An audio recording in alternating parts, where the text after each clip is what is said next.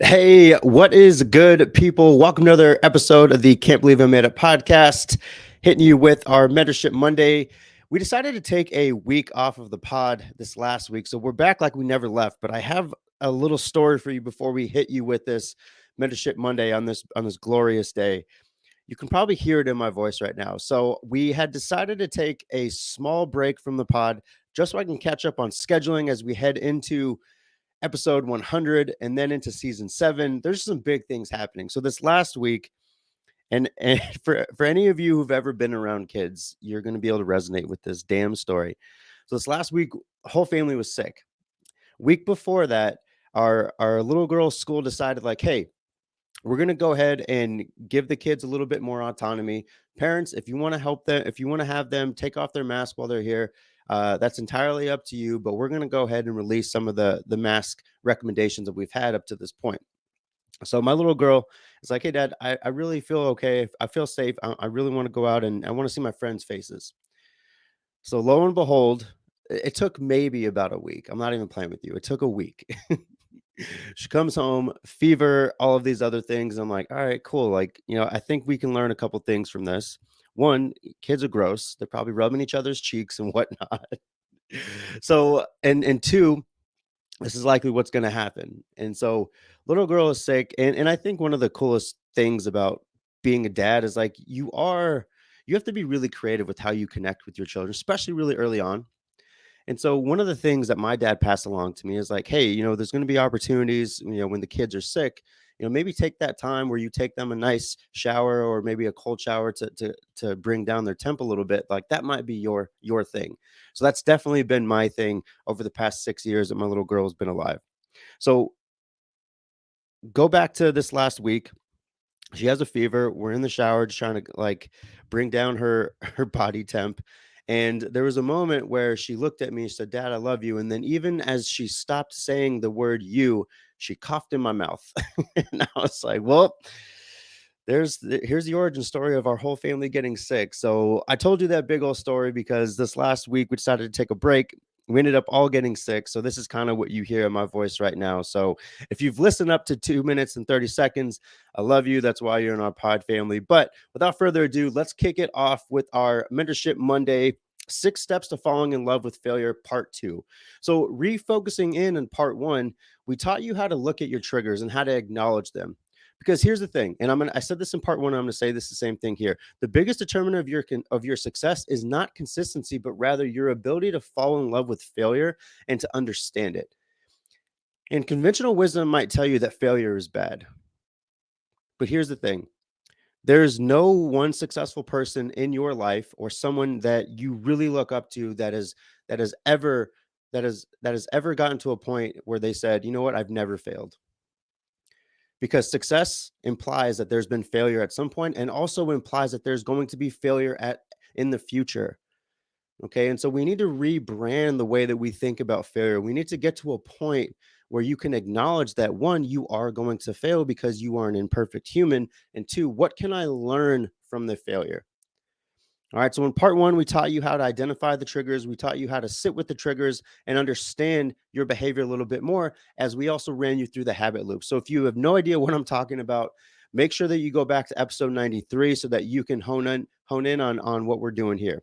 All right. So without further ado, let's get into our steps 4 to 6.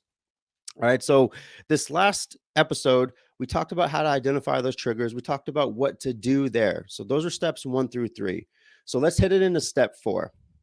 Sometimes you just might need to add alternative rewards to your success because we are reward driven human beings. It's the same thing in our habit loop. There's 3 components if you want to refocus in on that, right? So there's the cue or the trigger. I like to think of that as the person, place, or thing. There's the action or the actual ritual. And then there's the reward system. And because we work off of rewards, like anything that we do in our lives is working off of some sort of reward system. Because we are innate human beings that like to get our needs met, we need to focus in on how to do that in a healthier way and in healthier patterns. So, here, what I'm asking you to do is to add alternative rewards to your success. And what that might look like is a good combination between identity rewards, progress rewards, and then social awards. So let's kind of focus in on what that means for you. So we've talked a great deal about identity-based habits. So an identity reward focuses on the opportunity for you to sit with the example that you're trying to set for that future you. And in doing so, sitting with that person or sitting with like what it feels like to be a different person compared to day one, that is an example of an identity reward. I also like to think of that as a moment of gratitude. I mean, that's what was crazy this past week for me as well. There was a night, and I'm going to post this on social media, so you're probably going to see this. So there was a moment this last Tuesday night. My little girl was not going to bed. She was not feeling it. The fever was already the week before, so she was just really congested. And so I put her to bed. We did a couple breathing techniques that helped to calm her little nervous system, and then she went to bed. But it was 1 o'clock, and by then I was wide ass awake. There's no chance that I was going to bed. So I tried doing some more breathing techniques for myself, and that just didn't work. So I ended up staying up that whole night. So the next day, I I really sat in a lot of gratitude in some of my. I like to refer to it as parent exhaustion. So shout out to all you parents out there and all you future parents. Um, so I got to a point with that like parent exhaustion where I was like, you know what, like this isn't a great feeling, but what is overpowering this shitty feeling is a feeling of gratitude. Like, wow, like I have a new identity. I've been able to build this life where I can be available. And as a father, that's one of my intentionalities from the first moment that Roy stepped foot in my beautiful world. I said, you know what? Intentionality wins. I'm going to be available. And that's one of the things that really helped me. So, like going back to this, your identity based reward here is really identifying with, you know what? I am a different person compared to who I was when I started this, compared to who I was in day one.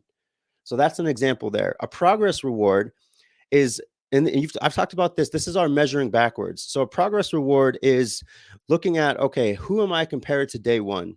How have my habits and rituals changed? This is why I've been pushing you all to start thinking about the role of journaling. This is why this is why I have all of my clients doing this. All of them are on weekly check-ins because not only are we measuring backwards, but we can take those check-ins from week one compared to 6 to 8 months from now and say, like, look at what your problems were when you first started. Look at what your problems are right now. Like, this is a good place to be in. They're problems and also they're good problems. So this is where we want to make sure that you have some sort of progress tool that you can compare back to, because inevitably when you do fail, you have to be okay with it, because inside of the failure is all of the information about you. Okay, so that's an example of progress. Now, your social rewards, your social awards, and this is kind of like we're all social beings. It's nice to get acknowledged. For any of us who are creators or post things, let's be real. It's nice to get engagement. It's nice to get likes, nice to get comments. You've heard me talk about it on this pod before, but I should just let Rory run my social account, because if I had just photos of her, like I would be in the millions because that her engagement goes skyrocket. Okay. But that was something that my wife and I agreed upon. Like, until she's of age where she can say, like, Dad, you can put my picture on, you're gonna see side profiles of her. Okay.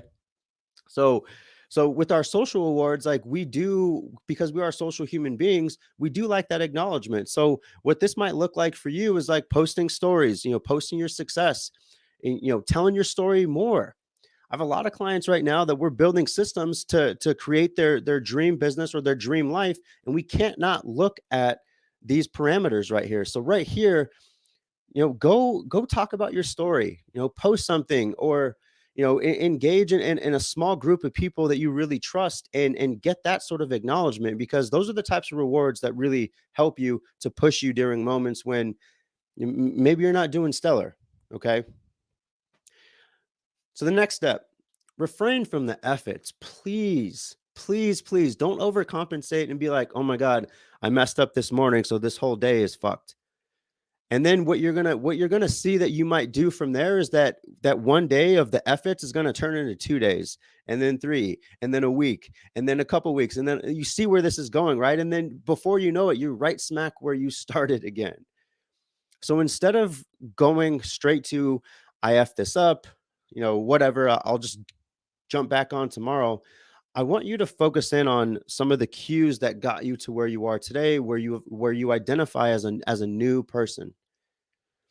Okay. And a lot of those cues, and this is what I have a lot of with a lot of my clients right now, is I have them do what's called like a disaster relief plan.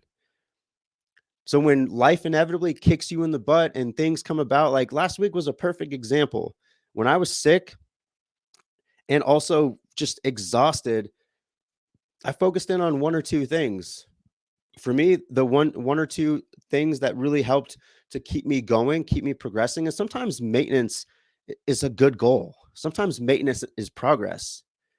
So for me, it was just getting out for the 15 minutes of walking. Luckily, my boy Herc, my dog, like him and I go on walks every day. So I was like, you know what? I'm going to focus in on walks today, and I'm going to try to get a 30-minute nap, see where I can. And that was one of the things that helped to keep me maintaining the progress. And it's the same thing with you. So you need to understand your behavior enough to say, okay, when shit inevitably hits the fan, these are the one or two things that I know are going to help me feel like I'm still progressing. Because if we're getting 1% better, that's still better. Okay. So we're not trying to take leaps back. We're trying to sometimes either hold our place because maintenance is progress, or taking one or two things here and there that are going to help us to feel like we're progressing. All right. And this is the last step. And this is probably the most important one. This is just me being real with you. The next time that you fail, and my friends, my pod family, you're going to. Let's just put this out there. You're gonna fail again. You know, no one makes it out of this beautiful life alive. We all it's just how the world works. Okay. So the next time that you fail, go back and repeat step one and do that again and again and again and again, and look at and identify what triggered the mistake. Okay. Because I think, and this is where most people they get their case of the efforts, or they start making excuses, or they start creating stories and limiting beliefs about where they're at. Listen, you have untapped potential. It's very likely that you need a gentle or sometimes a very, very hard push towards empathy, towards accountability, towards helping you to understand your behavior enough that it's okay to fail, and you have to be okay with that too. All right. So without further ado, you know that I love homework. All right. So that's the end of falling in love with failure series. I appreciate you. If you've listened up to 1250 in this pod and you've listened to my voice, the way that it sounds, I just want you to know I love you. Okay. So let's do something with this information. As always, if there's something that really spoke with you, all I want you to do is screenshot this episode. And if you're catching us on Spotify pretty soon here, you're going to be able to see the video, which I think is a cool feature. We got approved, so I'm excited for that. So take a screenshot of this episode, tag me at Desi Abeta, tag us at I Made It Pod, and let's get some social rewards here. All right, because we'll repost yours. I love engaging with you all as a community, because you've provided me with an opportunity as we head into episode 100 to do something that I love. This is part of my passion project. We're going to be doing a really cool giveaway for episode 100. We're going to be giving away some coaching spots. We're going to be giving away a journal. We're going to be giving away some Can't Believe Pod swag, to which I'm really excited about, because I got to get myself some swag too. This is my fucking podcast. Okay.